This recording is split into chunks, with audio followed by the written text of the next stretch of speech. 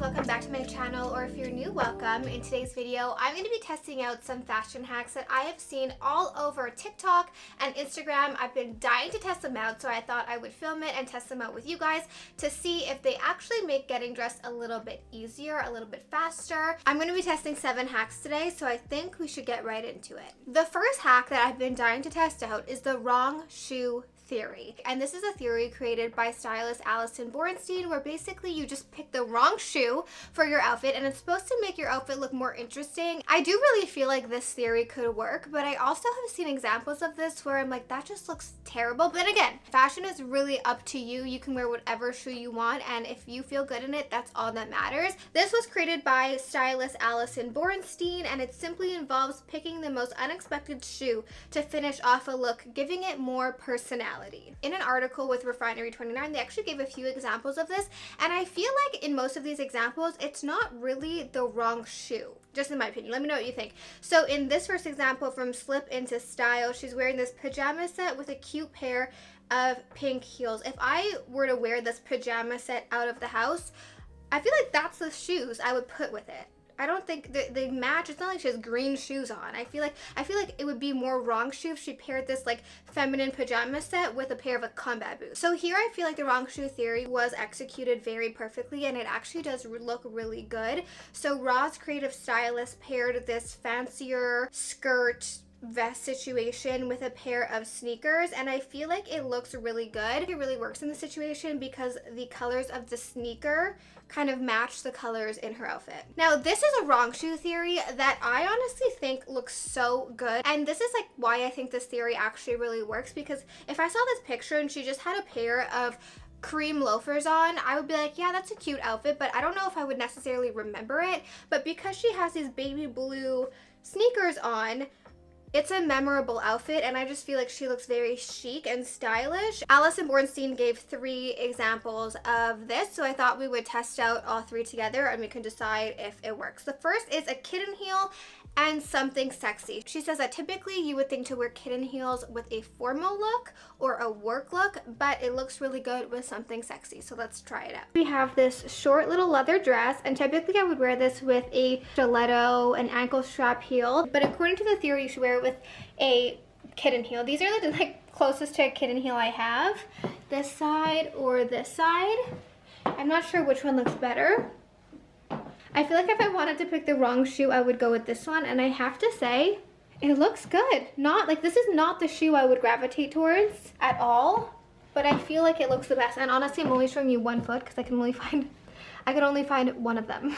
The next one is tall boots and maxi skirt or dress. Now, if you were to ask me a year ago if I thought this would work, I would think you were absolutely nuts, but I do really like pairing taller boots with maxi skirts or maxi dresses in the winter. I live in Montreal, so it gets so freezing, and pairing it with a higher boot is a way for me to wear my dresses for longer periods of time, so I do think this one will work as well. I picked this dress for a very specific reason because it has a lot of feminine details that you would typically wear with a very feminine, dainty shoe, and then it also has a slit so you can really see the boot. I honestly have to say that I like this a lot more than I was expecting. In the past, I paired this with a pair of heels or a pair of slides, but I feel like these knee-high boots add an edginess to this dress that kind of just makes it a little bit more unique. I picked these boots because the polka dots are black, so it does tie into the dress. It doesn't look completely out of place, but in my opinion, they're still the wrong shoe. But I have to say, I do like it. The last one I feel like we've all been doing, which is sneakers and trousers or formal wear. I feel like this is a great way to dress down an outfit. People get stumped in their wardrobe because they'll have like a fancy clothing item and they'll think that you can only wear it to a fancy event, but you can dress it down with the shoes you pick, the accessories you pick. But what I do think is interesting is that she said that she loves pairing trousers with flip-flops, and I've never done that, so we'll test that out. Here I have a suit, which I would typically throw on with a pair of heels or ballet flats, but instead I threw it on with these dad sneakers, and I feel like it really does add a cool vibe to this outfit. But I do feel that for the wrong shoe to work, you have to have an accessory that the outfit kind of matches with, or you have to have one piece in your outfit that the wrong pair of shoe actually goes with. So now I have the same black trousers on and the same sneakers, but I paired it with a more casual top. This allows the sneakers to still add that unique personality to the outfit without looking just awkward and weird, if you know what I mean. So if I really wanted to wear actual flip-flops with these trousers, I would definitely make sure to include some other piece of clothing in my outfit that was also very casual, just to tie it together. I mean, it still looks cute without it, but it kind of also looks like I was just running out the door, and these were the first shoes that I put on. Adding something more casual, whether it's a jean jacket or a basic t-shirt, makes it look more intentional. So overall, I am a fan of this wrong shoe theory. One example that comes to mind where I feel like this did not work is the example of Katie Holmes on the red carpet, where she wore this extremely fancy top with a pair of jeans, which is fine if I cut her feet off. This is a cute outfit, but where she loses me are these sneakers, and to me, it just doesn't work. The shoes completely ruin the outfit. It looks like she was midway getting dressed and had to run out the door. But again, if she felt good in this outfit, that's all that matters. In certain situations, this is just the wrong shoe. Like, it's just wrong. The next hack is the light, medium, and dark tone hack, and this is apparently just to make your outfit more interesting. Yesterday I did throw on a pair of darker tone boots with my outfit, which was very light toned. I had a light green sweater on with a pair of jeans, so they're all pretty medium to light tones, and then I threw on a dark pair of boots, and I just added that pop of contrast that I think the outfit really needed. I also see this a lot by throwing on a dark tone belt, so you're wearing a very cream light outfit and just adding that pop of like black or something to break up the outfit. Here I have on a pair of light beige pants, a medium beige kind of sweater, and I added some contrast with a dark brown belt and then some brown booties. We can test this theory by either adding a beige blazer or a darker one. I honestly probably would have gone for a lighter beige blazer just because I'm kind of on the light tones of this outfit, and I don't think that this looks bad. I feel like the tones all work, but let's try on the dark blazer and see if it looks better. Okay, yes, I have to agree with this theory that the dark blazer, adding the contrast with the dark belt, the dark boots, and having those three light, medium, dark tones just creates a very interesting, much more pleasing to the eye outfit. I'm a fan of this fashion hack. I just think when you are styling these outfits and you're picking your light, medium, dark colors, they all have to be on the same tones. All of these beiges and browns kind of work together. This outfit would not work if it was like a peachy sweater and then a cool tone blazer and then pink tone pants. It would look very bizarre. So we just have to make sure it's all on the same tone, and then it'll work out perfectly. Now, I don't know if everyone knows about this next hack, and I've just been living under a rock, but it is the scarf hack. It is apparently the best way to put on a scarf. So the scarf hack is basically where you put the scarf around your neck and then bring it to the front, which is typically where I would like leave things off. You're supposed to take this piece and then put it through here, and then take this piece and put it over through here also. This is how you're supposed to wear your scarf. I'm just being honest with you here. I do feel like I'm kind of suffocating a little bit. Grabbed a thinner scarf because I feel like that was too thick. Crossed it over, which I feel like this is typically how people wear their scarves, right? But then you're supposed to flip it through, and this is how we're supposed to be wearing our scarves. Am I doing this wrong? So I just watched the video again, and she was using a very thick scarf. And then she also somehow has a hood formed. I do see how this would be practical if I was like caught in a snowstorm without a hood on my coat, but I think I don't like this hack. Like, I just like my regular way I do my scarves better. This next hack I'm a little bit scared of because I don't think I've ever seen it done executed in a way where I think it looks good, but I feel like there is potential here, and that is the button-up hack. And that is where you try to make a different shirt out of a button-up. There are ways, I'm going to show you different ways that you can wear a button-up where it's not just literally buttoned up. But I've seen a lot of people like flip the shirt upside down backwards so the collar is in the front, and then they tie it in the back, and I just feel like it just kind of looks like you put your shirt on incorrectly. But I see everyone doing this and everyone making videos about it, so there has to be something to it. So I need to try it out. Okay, so I'm gonna keep my tank top on because I don't want to flash any of you, but I'm gonna show you guys a few ways that I like wearing my button-ups if I can never get it on. This is just a linen one. I love wearing linen button-ups in the summertime, so typically I'll just throw it on like this. But another way I like wearing it is tied, and my hack for this is tie it once normally, and then to get a perfect bow so it's not like this, or a perfect tie, instead of going again the same way, do it the opposite way that you would tie it, and then you'll get a perfect little tie like this, so it doesn't look all wonky. Another way I really like wearing it is crossing one side over and tucking it in, and then crossing it to the other side, and you have a cute little shirt like that. But now let's get on to the fun hacks, the ones that I have seen everywhere. So the first one is to take your button up, flip it backwards, so put it on backwards, scrunch it, and then you tie it. So I get the idea of what we're going for here, but I feel like I'm in grade 4 and I had to put my smock on for art class. And then in the back, like you see the buttons, it looks like you put your shirt on backwards. The next one, you also put it on backwards, like this. You put one arm, and then you twist it. You make a little twist, and then you put it back, you put it on here.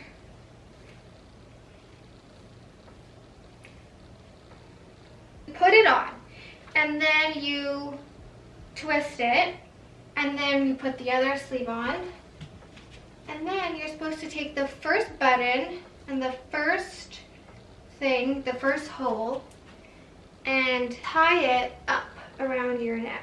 You tuck it in all the way around. Honestly, compared to the other one, this does not look bad, like as bad. I feel like if this was a real shirt with this like detail, I feel like it'd be a cute top. And then the buttons are supposed to be buttoned up all the way, but I don't feel like doing that. If I had to pick between wearing this and then wearing any other shirt I have, I would not be picking this. So the next hack I have faith in, not gonna lie, I don't see how this wouldn't work, and it's basically to give you that one side tuck look. So you're gonna take the side of your button up that has holes in it, and you're going to figure out where you want your first button to be. So let's say you want it here, and you're going to fold it and then line up the button, like the 2 buttonholes, and then put both of those through the button. And then do the same thing at the next hole. Oh, this actually might have some potential here. This one I approve of. This one I can see myself actually doing because it gives you that kind of like tucked in look without actually having to tuck in your button up, and it doesn't look weird. Then you can go to the washroom and not have to worry about tucking it and making sure it looks good or making sure it doesn't come untucked. I like this one. The next hack is using a tank top as a shawl. A huge trend right now is off-the-shoulder sweaters, off-the-shoulder dresses, off-the-shoulder shirts. I have to admit, I really do love them. I feel like they look very effortlessly chic. But I did see a hack for this where apparently you put a tank top on and then you put another tank top on and you make that into a shawl, or you can do this even with a shirt. But I don't know how comfortable this would be, so let's test it out. I realized I had nothing to actually accomplish this hack, so we're just going to use the things I have. So you need a tube top. I don't have one, so I just made one out of a tank top I had. So then you need a regular tank top. I only have a bodysuit, so we're going to try it with that, but it would be better with a regular tank top. You're going to flip it inside out and then put it on like this, and then flip the front over your head. Then you have to roll it down. Maybe pick a stretchier material. Oh my god. Okay. Obviously this material is not going to work, so I will be back like this.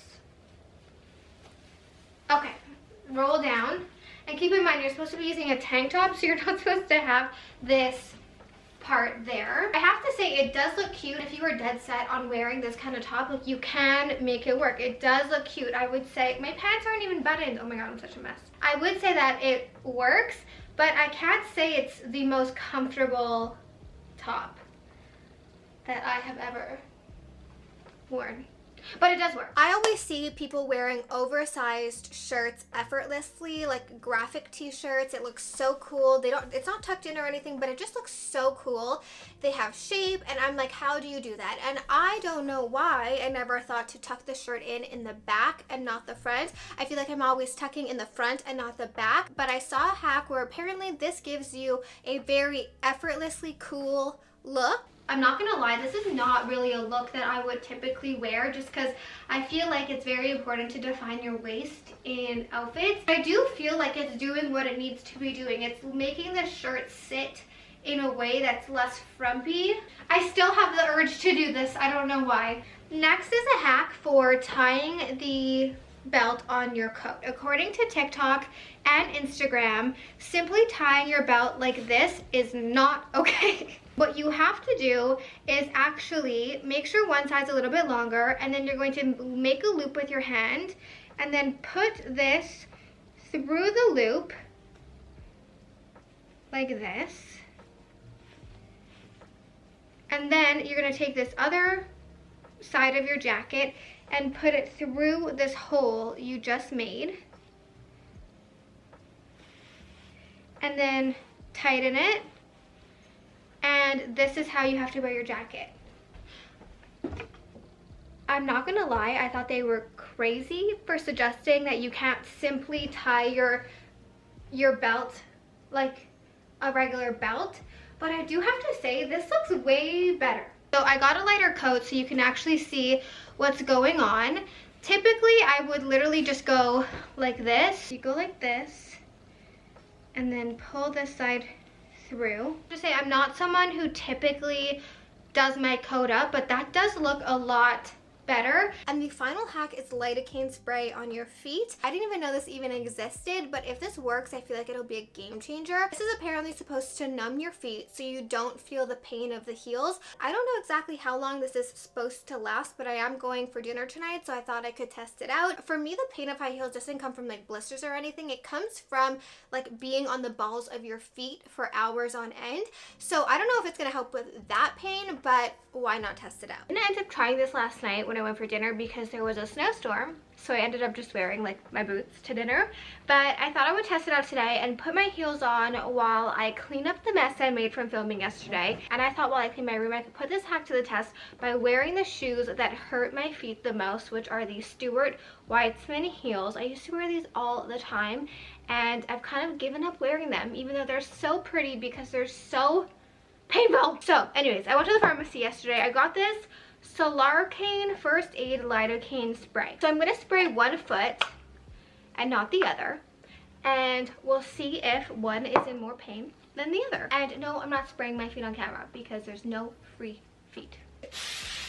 Ooh, it's cold. So I'm going to let my foot dry because it's quite damp at the moment. I have a few questions. How long is this numbing supposed to last? Like, do I have to carry this in my purse with me and then go to the bathroom and reapply? And also, what level of numbing am I going to be experiencing here? So this is the mess I created from filming yesterday, and these are the shoes that I'm going to clean that mess in. This foot has the spray, this foot does not. As of right now, it's been about 5 seconds. They feel the same. So I've cleaned my room, and I didn't notice that much of a difference while I was actually cleaning, like maybe ever so slightly, but nothing where I'm like, wow, this is night and day. But then when I sat down, and you know when you're wearing heels for a long time, even though I wasn't wearing it for a long time, but these heels hurt after like 2 minutes of wearing them. You know when you sit down after you wear heels for a long time and your feet just hurt? It like hurts even more, like you can't sit down. The foot that I didn't spray had that feeling, and the foot that I sprayed did not. So that is quite interesting. So I thought maybe I'll spray the other foot and we'll see if it takes that feeling away and if it helps. Whoa. And also I had a spot on my other foot, the pinky toe, that was kind of hurting, so I'm going to give that a little spray and we'll see if it helps also. So let this dry, and then I'll wear them for a little while longer and I'll check in for the final check-in. Okay, so I have I've officially been wearing these for 30 more minutes, and I've been walking around doing things around my house, and what I noticed is the moment I put that spray on my other foot, the pain I was feeling kind of went away, and then even on that little toe. I don't know how long that would last. I just feel like it really does make it more comfortable. It doesn't make all the pain go away, like it's not going to feel like you're wearing slippers, but the little things that I felt, it did take away. And then also the pain when you sit down is not there. So I approve this hack. Alright you guys, so that is it for today's video. We tested out so many different hacks, and I do feel like some of them were amazing, and I will continue to do them. Others I really don't know, but let me know if you want me to do more of these videos. If you've been seeing hacks that you want me to test out, let me know. This was so fun to do. Don't forget to subscribe for new videos every single week. I love you, and I'll see you guys back here next time. Bye!